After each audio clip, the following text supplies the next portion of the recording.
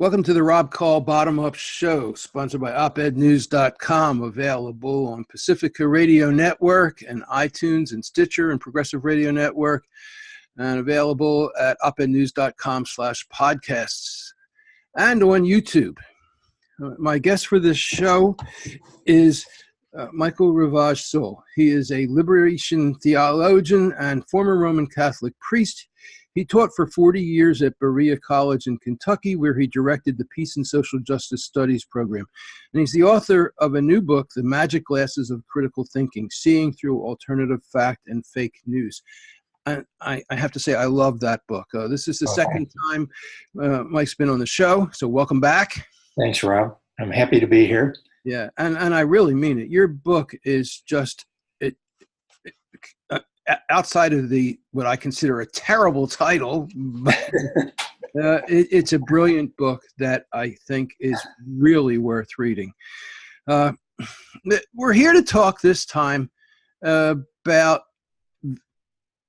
principles and values of political groups, liberals, progressives, and maybe ideologies, left and right.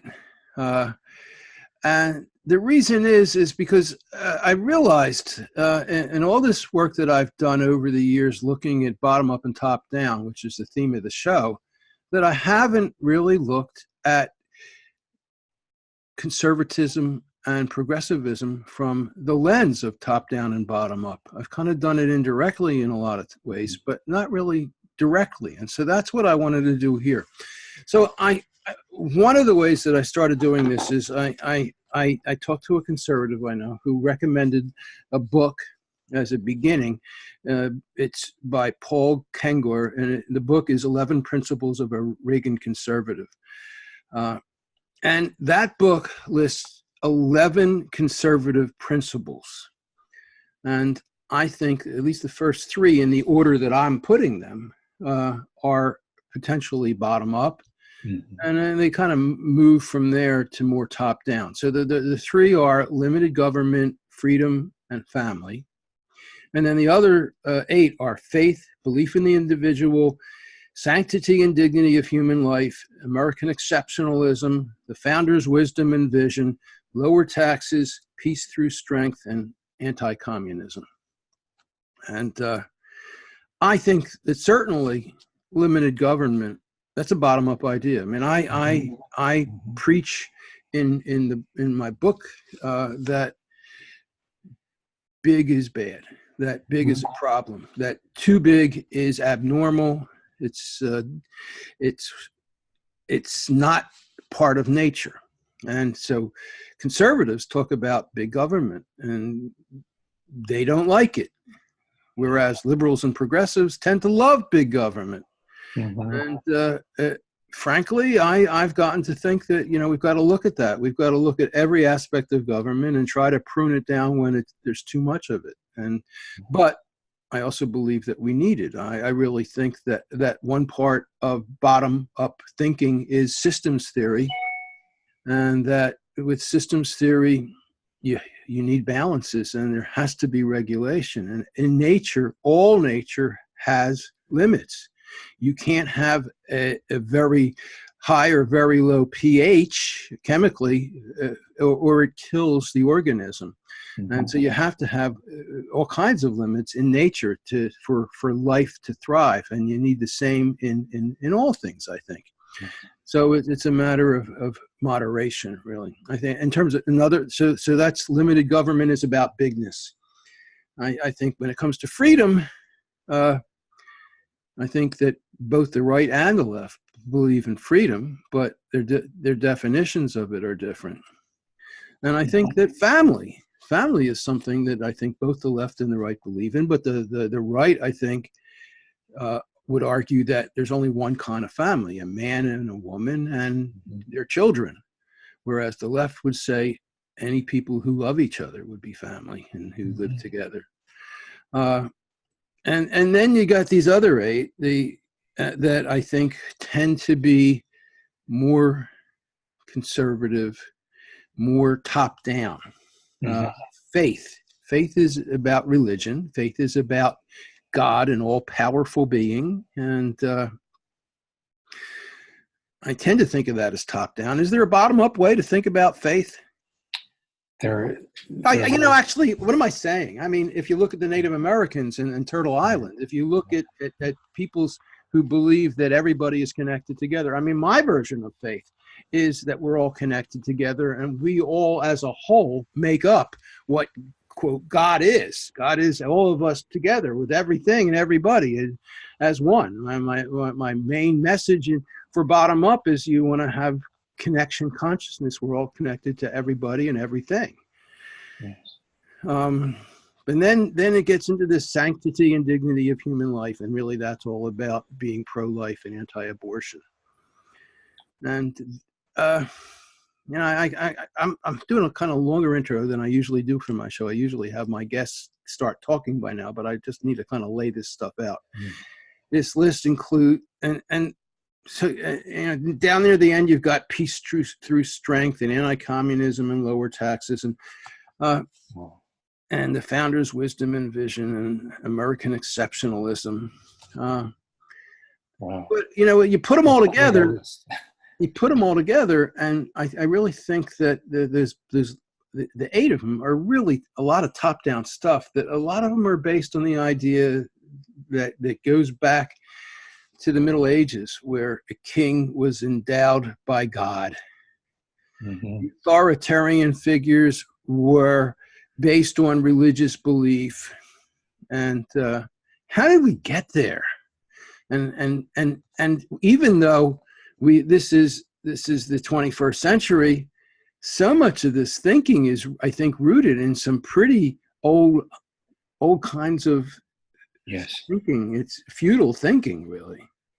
Yes, that really started in a big way with Constantine in the 4th century, and the surrender of Christianity to imperial thinking and imperial ways, and the transformation of Christianity from an anti-imperial stance that was adopted by Jesus and the early Christians into something that supported empire. That's the beginning of the loss of soul of Christianity that has continued all the way up until our era. And I would even say all the way up until the 1960s and the emergence of liberation theology, which started to apply the principles of critical thinking to Christianity in a way that it hadn't been done before.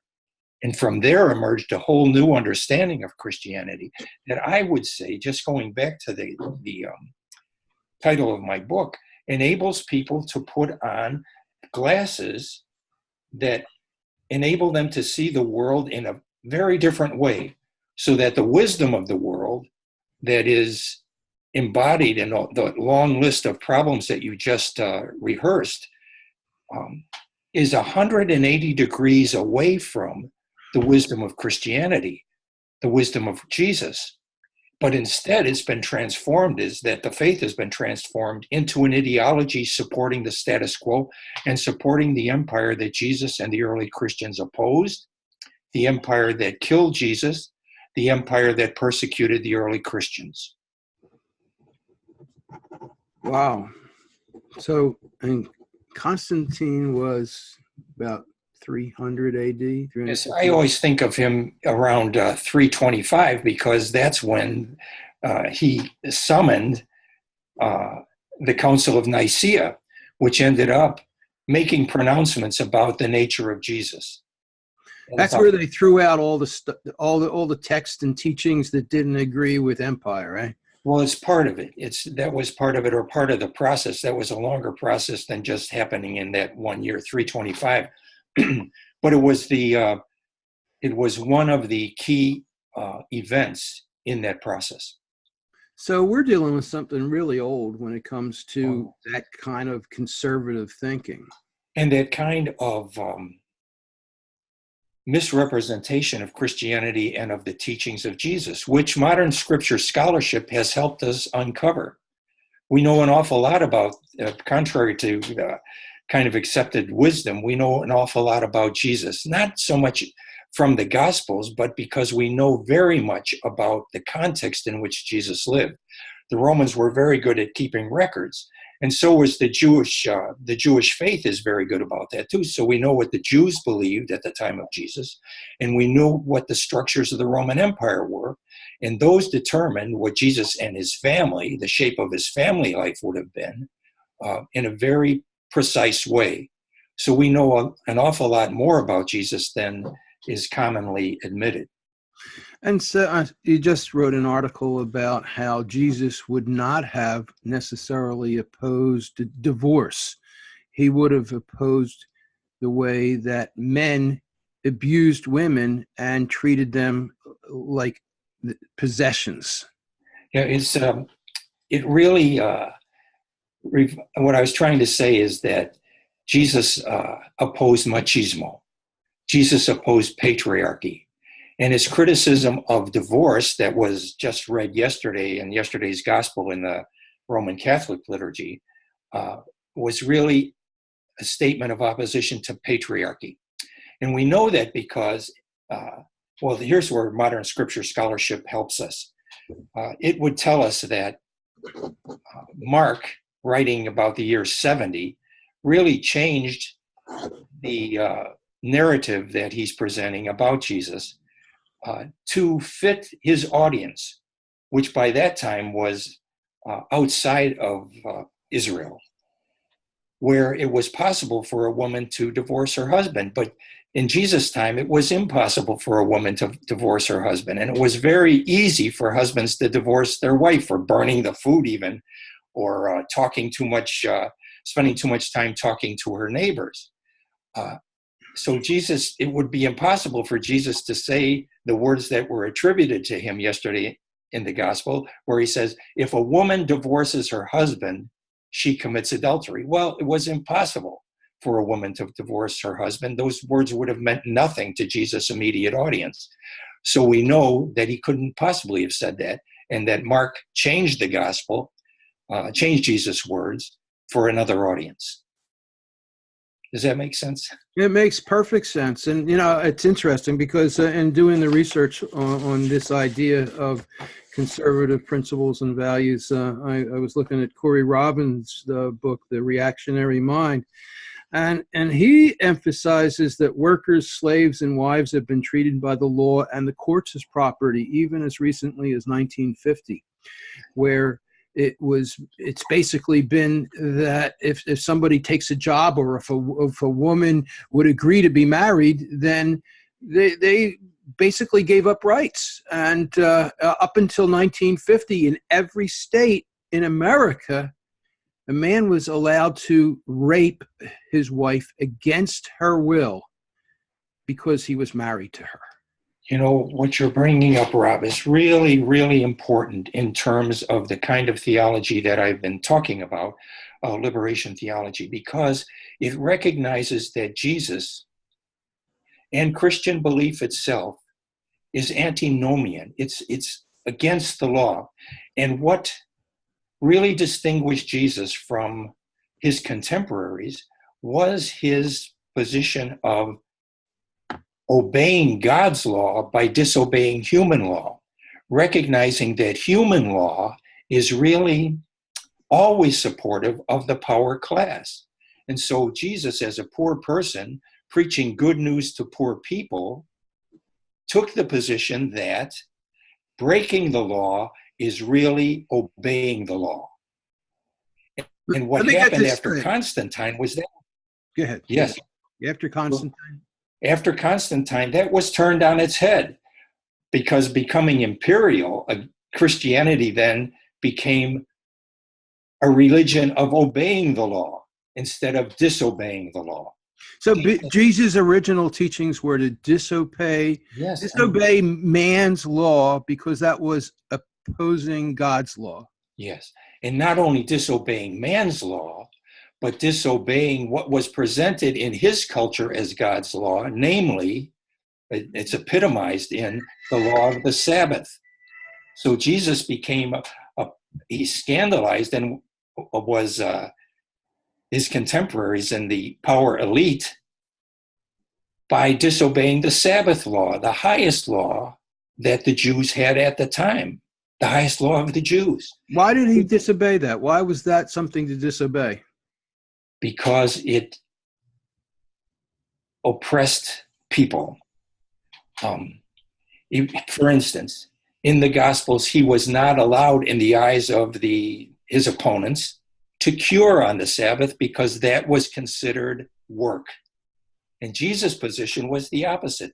He said, and here's the words that are very, very important and probably were spoken by Jesus himself because they were scandalous.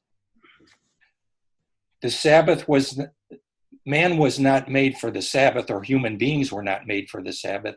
The Sabbath was made for human beings. That is, his interpretation of Sabbath law was entirely humanistic. The Sabbath was made for human beings. It wasn't made for God. It was made for human beings, to give human beings a rest. But it was carried to an extreme by Jesus' opponents so that it became filled with legalisms that ran counter to human interest. So Jesus was a humanist. You know, it makes me think of Maslow. Maslow spoke about how most religions were founded by inspired individuals and then taken over by bureaucrats. Yes. Who lost the original vision and the ideals of the religion and replaced them with rigid rules and structures. You know, Rob, the last time that we spoke together, we spoke of St. Paul and how he was a follower of Jesus and followed in his radical ways, the ones that we're talking about now. But even within the Gospels or within the Bible itself, the New Testament itself, we find those who changed the words of Paul trying to reverse his radicalism and make him more conservative. That is, in the Bible, in the New Testament, we have 27 books. 13 of them, and they're just letters, were written by Paul. A 14th, the Acts of the Apostles, are about Paul. But only 7 of those letters, the 13 letters written by Paul, are recognized by scholars as being authentically his. 3 of them, the pastoral epistles, 1st and 2nd Timothy, and the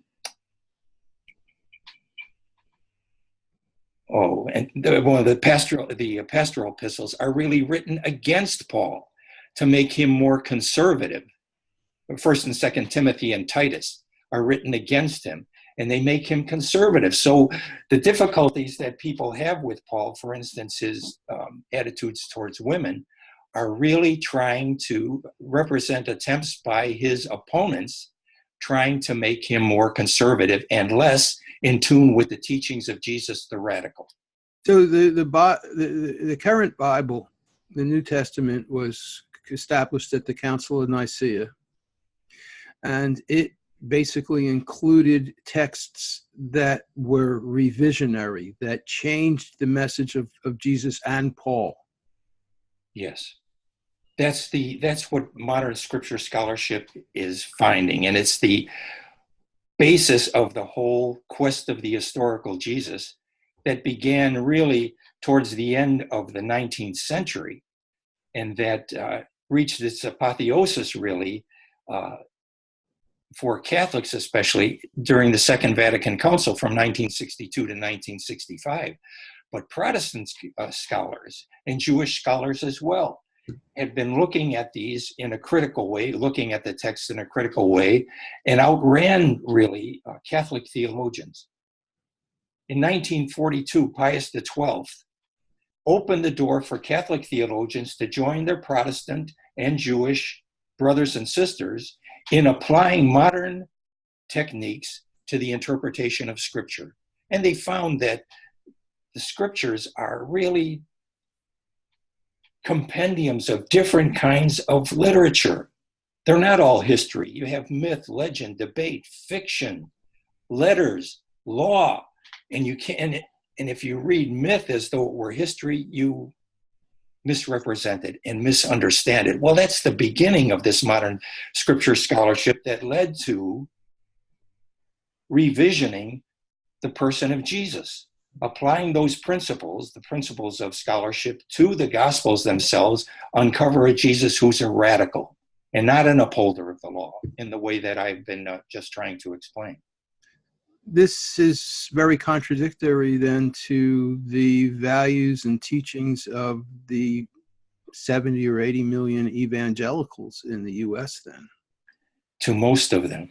But there are, even in the evangelical communities, now when we're talking about the evangelical community, remember we're talking about white evangelicals. Black evangelicals have a whole other attitude towards the scriptures, and they recognize, as liberation theology does, because even somebody like Martin Luther King was a kind of liberation theologian because he saw a liberation message in the entire Bible. But you know, to me, the most powerful influence of the New Testament has, maybe it's not the New Testament, but of Christianity on the United States, more than any place else in the world, has been the pro-life message. Where does that come in the Bible? What's the story there? There is no mention of abortion in the Bible. There is lots of mention of economic justice in the Bible. There's lots of mention within the Bible, along with its opposite, and we could talk about that as well, of anti-war, pro-poor teachings, especially the teachings of Jesus. But those, even within the scriptures, though, we have a kind of battle of the gods going on, even within scripture, so that we do have a Yahweh within the Bible, that is a God called Yahweh, who is famously destructive and a killer. And on the other hand, we have a tradition there, the opposite, saying that God is pro-life in the sense of compassionate, the compassionate Yahweh. We have in Jesus the epitome of that. So what I'm trying to say is that it's not just after the Bible that we have a distortion of who God is, but we find it within the Bible itself. Well, the Old Testament God is brutal. He's like Kali, the destroyer. Yes, in parts. But we also have him in Amos, for instance, the God of justice. We have the vision of a world that belongs to everyone within that Bible, within the Bible itself. So it's not so one-dimensional. But I want to get back to the pro-life part. Yes, please. How much is in there in the Bible about pro-life, not necessarily abortion, but pro-life? I mean, it seems to me that pro-life is one of the central cores of American conservatives, at least not necessarily libertarians, but Christian conservatives, which make up the big bulk of the conservatives in the United States. Rob, I would say that it's not pro-life. It is anti-abortion. The difference between pro-life and anti-abortion is tremendous. You're saying, wait, you're talking about the American conservatives, not yes. Yes. Go ahead. So if we're talking about American conservatives, so-called, that is an anti-abortion position.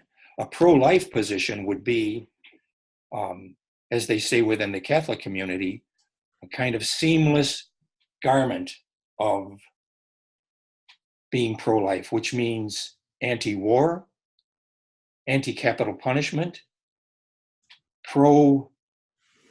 programs that would take care of the poor and make it possible for their children to have life that is dignified. That is a pro-life position. That's a comprehensive pro-life position and not simply anti-abortion. So you're saying that the New Testament doesn't say anything about abortion in any way? It's not in the Bible. Well, in the where do Bible. they get it from? Well, you do know that for evangelicals, the position of being pro-life in the sense we're talking about, that is being anti-abortion, was not even a principal factor in their teachings until the 1960s. Well, that's when it became legal for abortion, right? Yes, not only that, but that's when in the 1960s, the passage of civil rights legislation occurred. And the pro-life position became a stand-in for big government.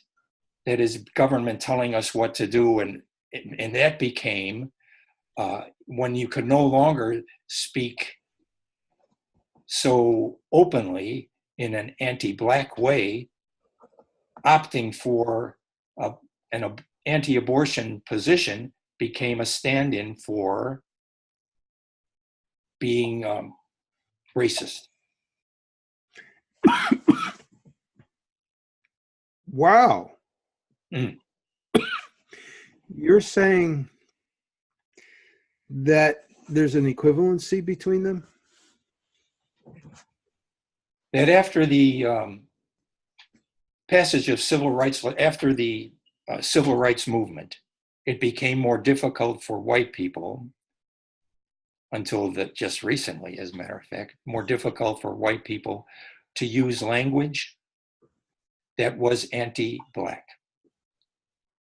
So what I'm saying is, just in a very, very brief way here, just to put it more briefly, it is that the anti-abortion position became a kind of dog whistle for an anti-Black position, and because it substituted it became an anti-government position, that is anti-abortion, became an anti-government position, and that by extension becomes an anti-civil rights legislation position.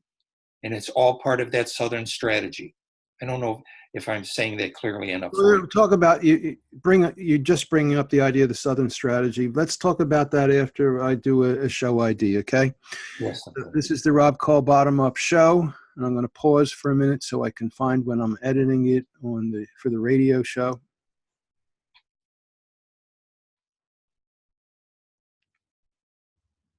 Okay, so my guest for this show is Mike Rivage-Seul. He's a liberation. My guest for this show is Mike Rivage-Seul. He's a liberation theologian and former Roman Catholic priest. He taught for 40 years at Berea College in Kentucky, where he directed the Peace and Social Justice Studies program, and he's the author of The Magic Glasses of Critical Thinking, Seeing Through Alternative Fact and Fake News. So, Southern strategy. What's the Southern strategy? Well, the Southern strategy, as I understand it, was the strategy initiated by Richard Nixon to win over the Solid South, Democratic Solid South, by the Republicans. And it became, it used white evangelical churches in the South to, as allies in the struggle against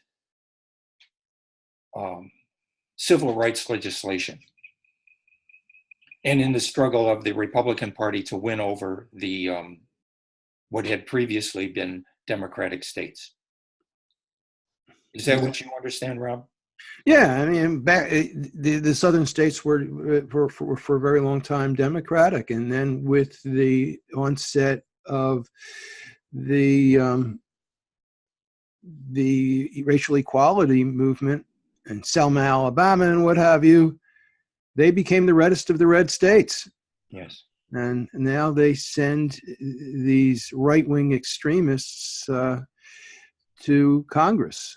And so you're basically saying that it was all about race, and but they couldn't talk about race anymore, so they started talking about.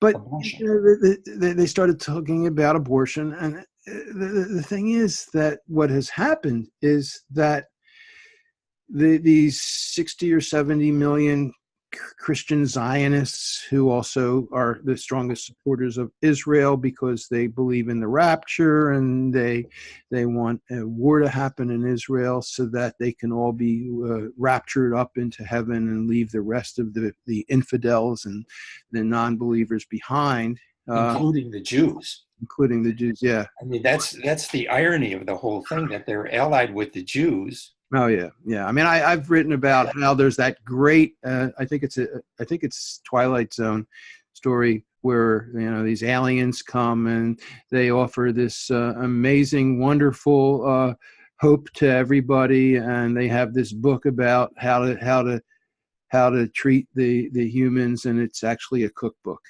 Yeah.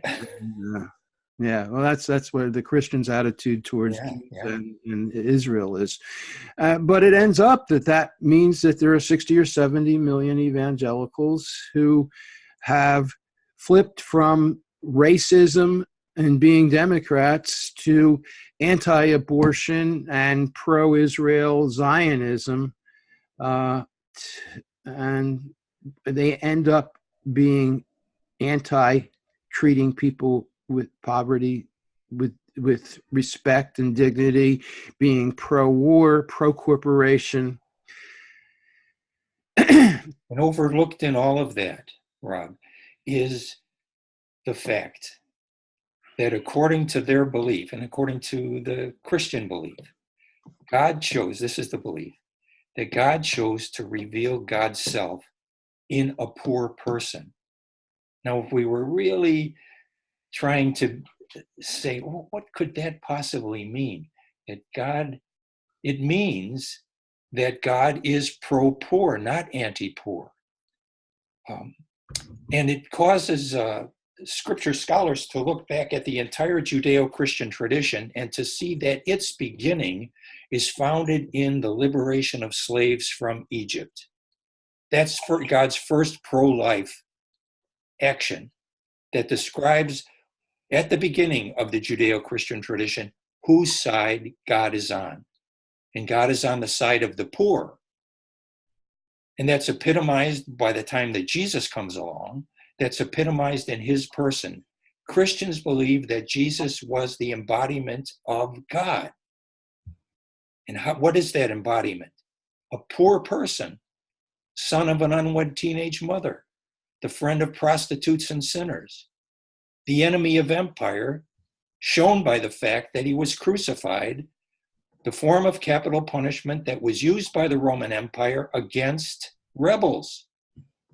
He was the victim of torture and the victim of capital punishment. That is the embodiment of God. And so if we're looking for where is God today in the world, we'd be looking on death row. We'd be looking in Syria.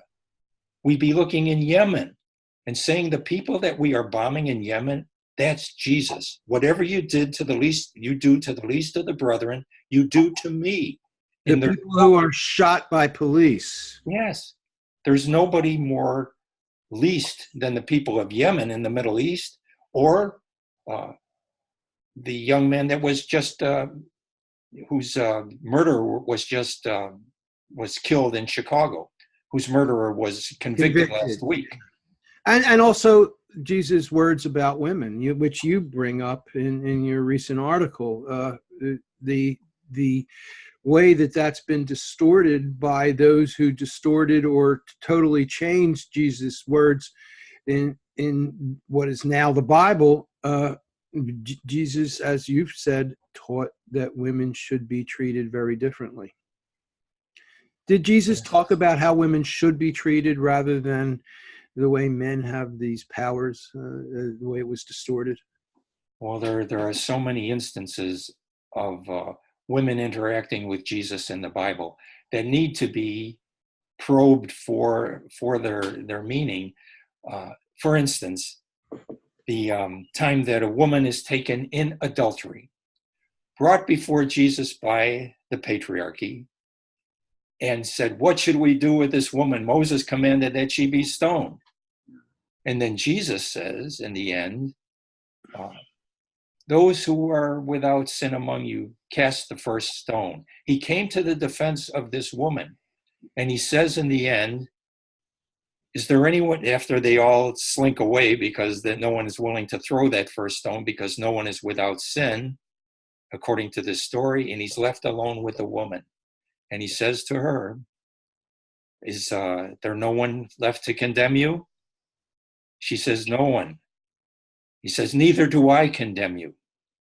And then the authors of the gospel add, so go now and sin no more. I wonder myself whether or not that's an addition, go now and sin no more, as a kind of, well, that's way too radical what Jesus actually said to her. Neither do I condemn you. If it stopped there, well, that would scandalize the community. So I have the suspicion, I don't know about this for sure, that that was an addition by the authors wanting to make his teaching less radical. Neither do I condemn you.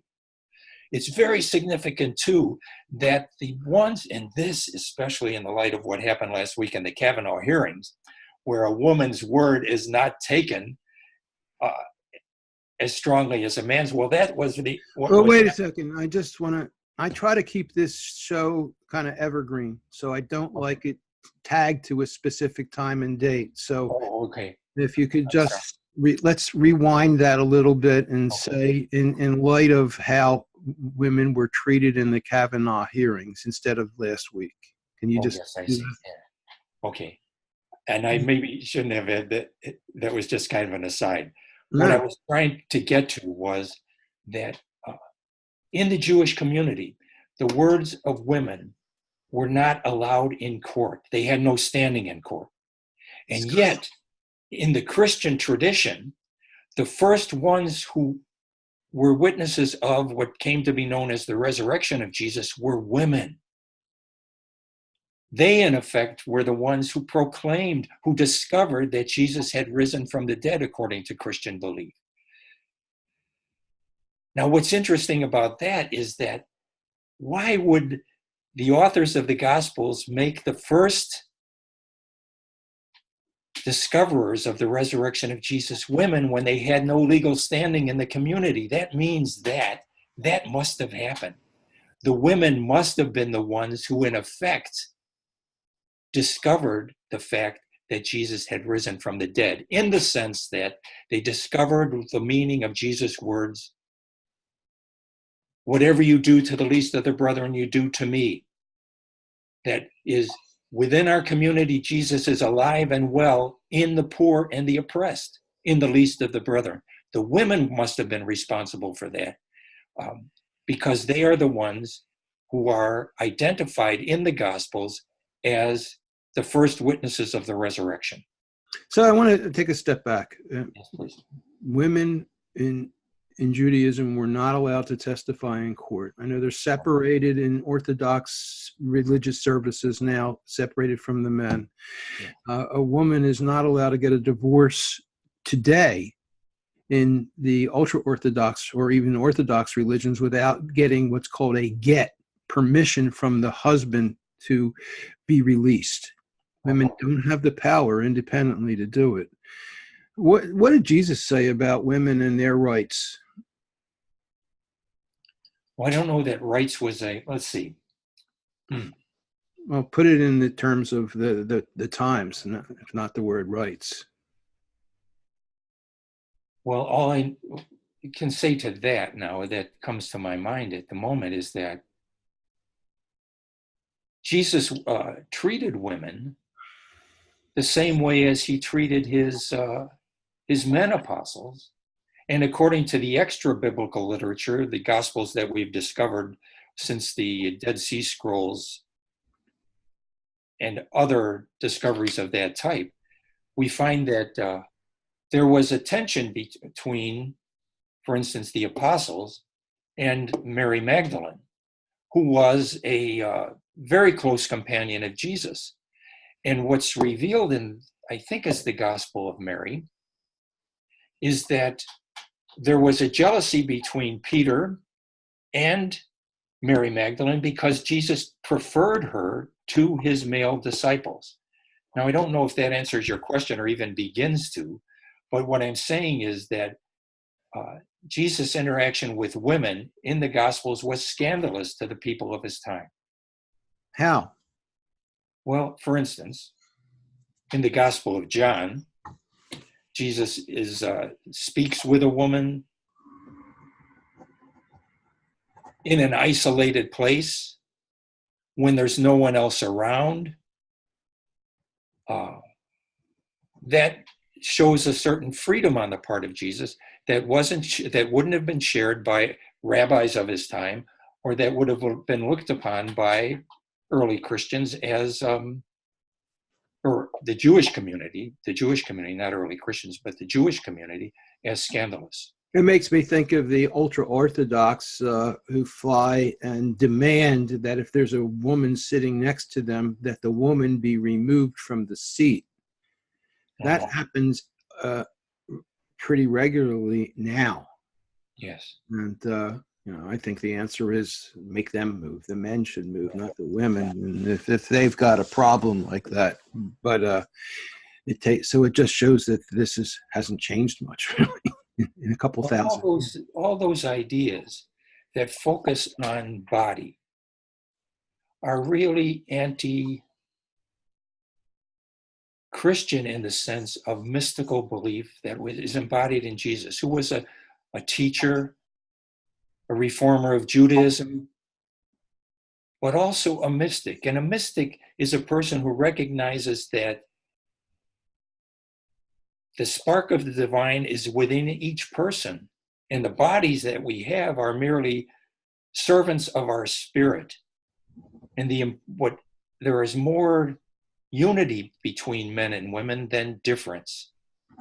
But it's very hard for religions as they develop and fall away from the founders of these religions, and it's not just Christianity, but as they get further distance from their founders who recognize that bodies are mere instruments that we have for serving the world, they turn them into something more substantial and more meaningful and start making laws about them that discriminate against one or the other. And in the patriarchy, it's always the woman who's discriminated against. And all these religions tend to discriminate against women, including Christianity, and as you're saying, Judaism. And patriarchy is such a core part of Christianity and Islam and Judaism, really.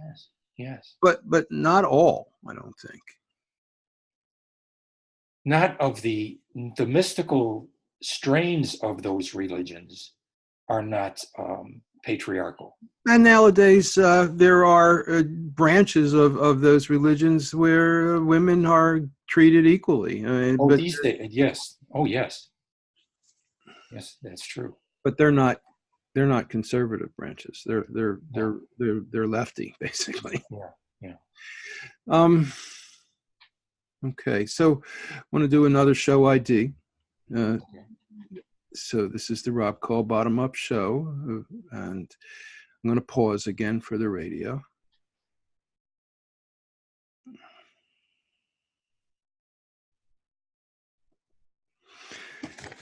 And my guest for the show is Michael Rivage-Seul. He's a liberation theologian and former Roman Catholic priest, and he's the author of The Magic Glasses of Critical Thinking, Seeing Through Alternative Fact and Fake News.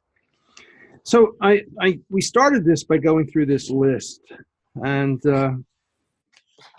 it includes belief in the individual and American exceptionalism and peace through strength and anti-communism. Are these things that are tied in with Christianity, with the evangelical beliefs, or I mean, because when Paul Kengor, the author of the book 11 Principles of a Reagan Conservative, discusses these, he ties them in generally with Reagan's belief in God and with his beliefs that are religious. And so, literally justifying peace through strength and anti-communism. Kengor describes anti-communism as or says Reagan described it as evil.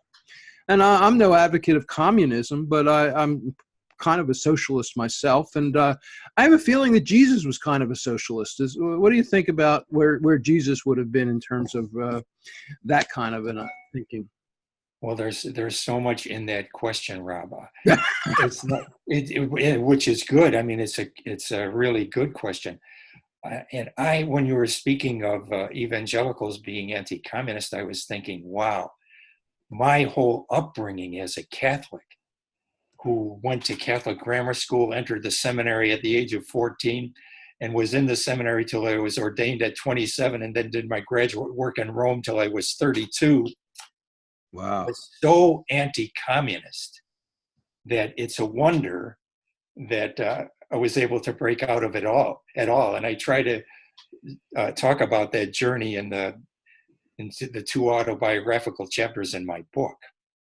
But it's not just the evangelicals, that's what I'm trying to say, that were anti-communist. And what's important about that is that the roots of communism, as Jose Miranda, the great Mexican scripture scholar, points out, the roots of communism are not found in Marx or Engels or any of the pre-Marx philosophers. It's found in the Bible, the roots of communism. Yes, communism. Communalism are found in the Bible in the Acts of the Apostles. In 3 separate places there in the Acts of the Apostles, the author describes the early Christian community in the following way.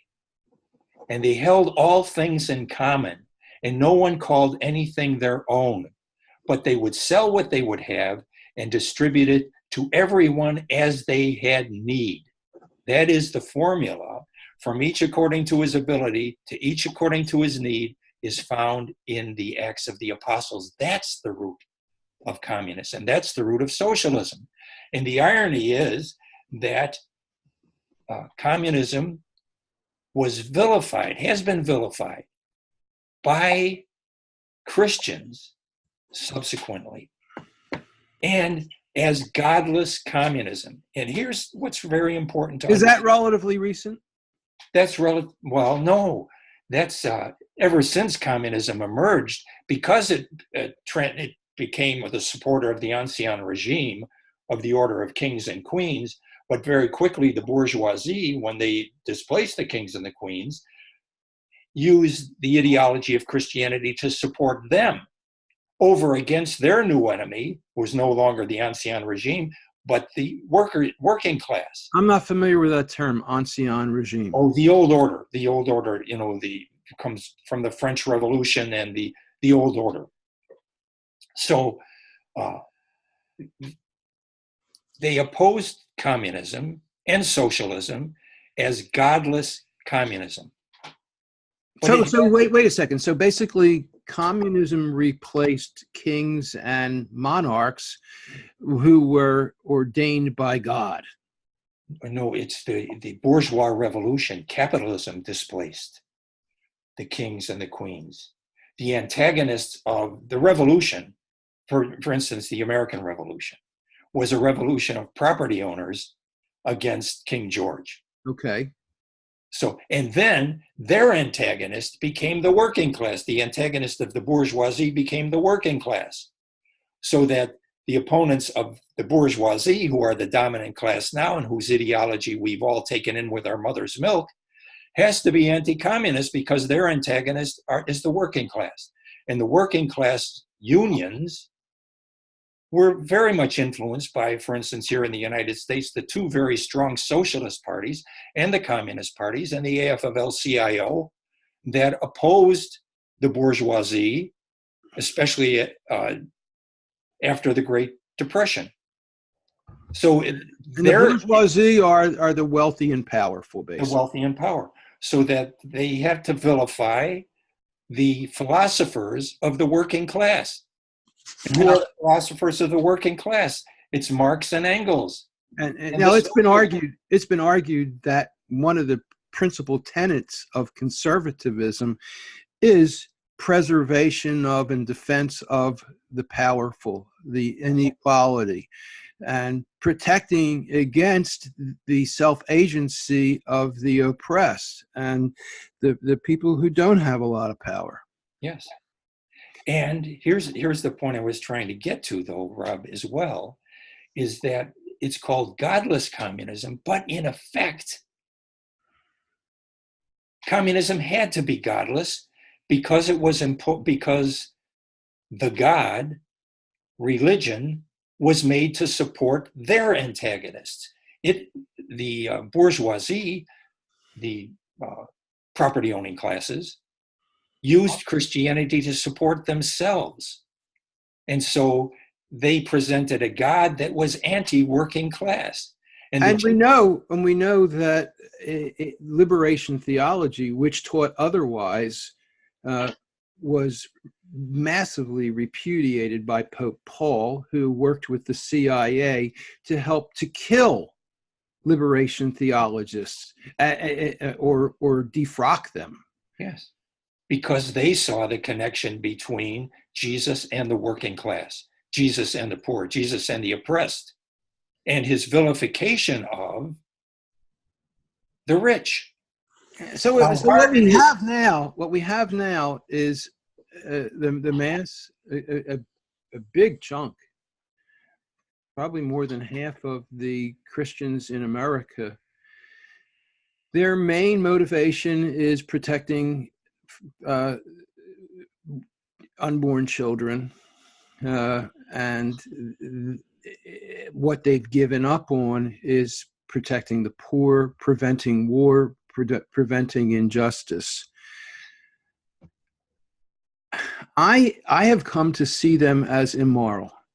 I have come to see them as, in light of recent events where so many have defended a man who was multiply accused of sexual assault, of blackout drunks, I see them as evil. Yeah. And what about, where's the rest of the world? I mean, the rest of I think there are more people like this, of this evangelical nature in the U.S. than there is anywhere else. I think the U.S. has more of its share of these extremists than anywhere else. What about the rest? I mean, there are a couple billion Christians throughout the world. How many of them think the same way?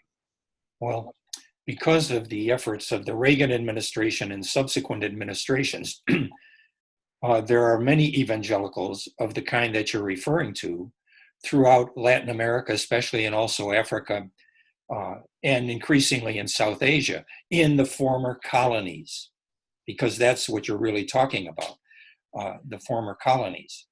British colonies? Well, yes.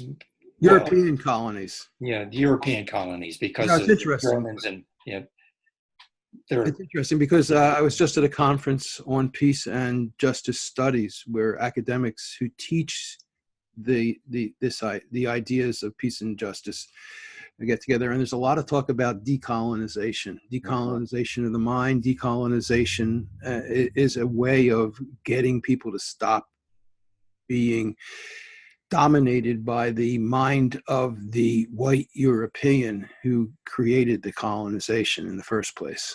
There is no more important concept for people living in what we used to call the third world, the developing world, the global south. There is no more important concept than colonization. And decolonization. Well, colonization and its counterpart, decolonization. But right. Before you can understand decolonization, you have to understand what colonization is. And for that reason, I devote 2 chapters in my book to that, to explaining in terms that are very simple and easy for people to understand what colonization is and what neocolonialism is. What is it? What is colonization, and what is decolonization, and what is neocolonialism? In a sentence, I always define colonization, in a phrase, a system of robbery. Colonization is a system of robbery whereby a rich and powerful country enters a poor and resource-rich country and steals its goods, appropriates it for itself, and controls the destiny of that country. That's what colonization is. We have resource-rich countries, way more rich than, say, Great Britain or Japan, resource-rich countries enter, resource-poor countries enter resource-rich countries to take their stuff. That's what colonization is. But the other side of it is that now people on the left, people are talking about the idea that Americans have been colonized and they need to be decolonized. And using your definition, that means that they're being stolen from and that their resources have been taken from them. How does that apply? Does that fit? How would you put that into your model? Well, I'm not sure what that last reference was, and I have to hear more about that. But it's clear that the United States, what we now call the United States, was the victim of colonization by the invaders. The people who invaded this country, namely the founding fathers and the people who came before them, colonized this country, taking the land and the stuff away from the people who originally owned this land, that is Americans. Yeah. So while we kind of think that, we have never been colonizers, that's the essence of the United States, is colonizing. The Revolutionary War in the United States was a revolution of colonizers, not the revolution of the colonized. The colonizers, namely the founding fathers, were tired of sharing the spoils of colonization with King George in Great Britain.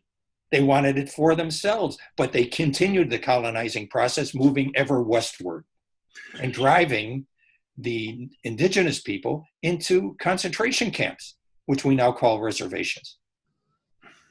Yet, I think the other side of it is that the founders were patricians mostly. They were landowners. They were men. Yeah. And today, we have a situation where most of the people in the United States are like serfs. They almost live like slaves. I'm a very rare. I haven't had an employer since 1980. And I think I'm a pretty rare, I'm an entrepreneur basically. And I think it's very rare. Most people have jobs. They work for employers who, in order to keep those jobs, they give up a lot of rights. They give up a lot of freedoms. And I think that in that way, they've been colonized. The capitalism that we now live under, which is a very predatory form of capitalism, is one that is a colonizing kind that I think does what you say. It's a system of robbery. And I think that what we have is that what is so frustrating is so many of the people who protect the corporations. But that's really, I guess, really, that's not even a liberal or a conservative thing. Protection of corporations has become something that both parties do. You know what's really important, Rob, as far as I'm concerned, the maybe most important dimension of the kind of colonization that you're talking about, and of colonization in general, is conquering our minds, making us think like the colonizer. That's why religion is so important. If you can worship the God of the colonizer, the day is won. If you can set up schools that inculcate the ideology of the colonizer into your mind and into my mind, as a religion, we think like them. And the religion has been taken over and used as a tool, starting with Constantine. Yes, absolutely. And there's no deeper part of our mind and our spirit than is represented by religion. They've won the day when they converted us to thinking to the God of imperialism. And what liberation theology is trying to rescue is the God of anti-imperialism that's embodied in Jesus, who lived in a colony himself. He was a colonized person. His people were colonized by those who cooperated with the Romans and by the Romans themselves. And God, according to Christian belief, chose to reveal God's self in such a person. That's terribly significant. But that's the God, that's the Jesus that's lost and that we're trying to rescue. This idea of colonization is something that I think we all need to be talking a lot more about. Absolutely. I think so. We've got about 3 minutes left. We didn't talk about exceptionalism, American exceptionalism. Dave Swanson has written a wonderful book on it, characterizing how what America is exceptional for is the amount of people in prison, the amount of money spent on the military, the amount of money spent per person on healthcare, producing results that are quite less than stellar, so that America is not within the top 20 in terms of infant mortality and what have you. But what about exceptionalism in religion? Where does that fit in? Well, I am reading, you talk about David Swanson's book, and by all accounts, that's a really wonderful book. But I am reading a book now that was reviewed on your website on Op-Ed News, and it's the review that caused me to buy the book. And it's by a theologian, David Ray Griffin, the great 9/11 scholar. But even before that, he was a great process theologian, and we could talk about that as well. But the book is this one. It's called, I suppose you can't see it, but the title American Trajectory, Divine or Demonic? Yes. So he's right. Pepe Escobar, who writes for you, has this thoroughly debunks the myth of American empire as being benign, exceptionalist, divinely ordained historical agent. This is a wonderful book. I'd recommend it to everyone. But it answers that question. First it asks the question, is the American trajectory divine or demonic? And it comes down strongly on the side of demonic. The first part of the book deals with all these claims that we are exceptional, God is on our side, the city on the hill, all that sort of nonsense that is really contradicted from the beginning. And it's not just a recent development, from the beginning, by the introduction of slavery, by the slaughter of indigenous people, 90% of them killed here in what became the United States, from the beginning was demonic. And that is really not just the United States, but it's the history of white European invasion and evangelism. It goes way back. We've got a wrap. Yeah. Thanks so much. Oh, it's been a pleasure, Rob. Thank you very much. It always is. Thank you so much. And it's this. My guest has been Michael Rivage-Seul. He's a liberation theologian and the author of The Magical Glasses of Critical Thinking. Thanks, Mike. Really. Thanks.